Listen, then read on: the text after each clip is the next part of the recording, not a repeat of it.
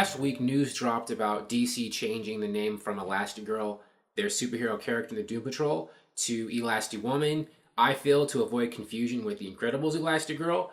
But in a lot of those news articles, they did release some interesting information about the Doom Patrol the Doom Patrol show itself, when it will debut with its own series, I think sometime next year. And let's read what it says. Jeremy Carver is writing Doom Patrol, a reimagining of the beloved superhero DC characters originally written and drawn by Arnold Drake, Bob Haney, and Bruno Premiani. It revolves around Robot Man, Negative Man, Elasti-Woman, and Crazy Jane, led by modern-day mad scientist Dr. Niles Calder, aka the Chief. The Doom Patrol's members each suffered horrible accidents that gave them superhuman abilities, but also left them scarred and disfigured. Traumatized and downtrodden, the team found purpose through the Chief, who brought them together to investigate the weirdest phenomena in existence, and to protect Earth from what they find. Part support group, part superhero team, the Doom Patrol is a band of superpowered freaks who fight for a world that wants nothing to do with them. Picking up after the events of Titans, Doom Patrol will find these reluctant heroes in a place they never expected to be, called to action by none other than Cyborg, who comes to them with a mission hard to refuse, but with a warning that is hard to ignore. Their lives will never ever be the same.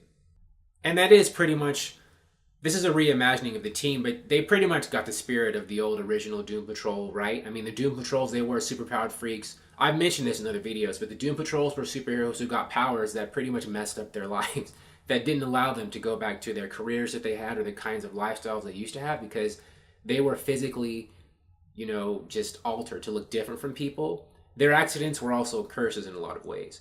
And, like Negative Man, he's radioactive, can't be around people. Rita Farr, Elasti-Woman, when she first gets her powers, she can't control her molecular structure, so her body starts changing and doing weird disfigured things, so she can't be an actress anymore. And, Robot Man, he loses his body, has to have his brain put in a robot. There are things that happen to these people. They got incredible power, but there was a cost. And so them having to bond together to find support in each other and a purpose as superheroes in this new tragic phase of their lives, that was interesting. And that's why people liked the Doom Patrol. And in the process, because they had weird stuff happen to them, the writers would also make the Doom Patrol like the super team that would handle the weird, the surreal, the strange. The X-Men were metaphors for people who were shunned by society because of ethnic or sexuality, things like that. The Justice League and the Avengers were the Alpha A teams everybody loved. But the Doom Patrol were about freaks of nature. People who were hurt, and injured and had to rebuild their lives in some kind of way on the fringes of society, basically. And I think this show is going to pick that up. And I'm excited. I hope they do something really cool with it. Something edgy and adult, maybe, because, I think they're doing that with the Titans.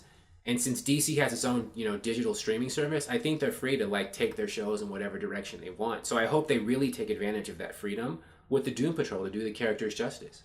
The Doom Patrol, I think, is going to premiere on the digital-only service sometime next year. I don't know when. They haven't even started filming it yet, so I think it'll be a while.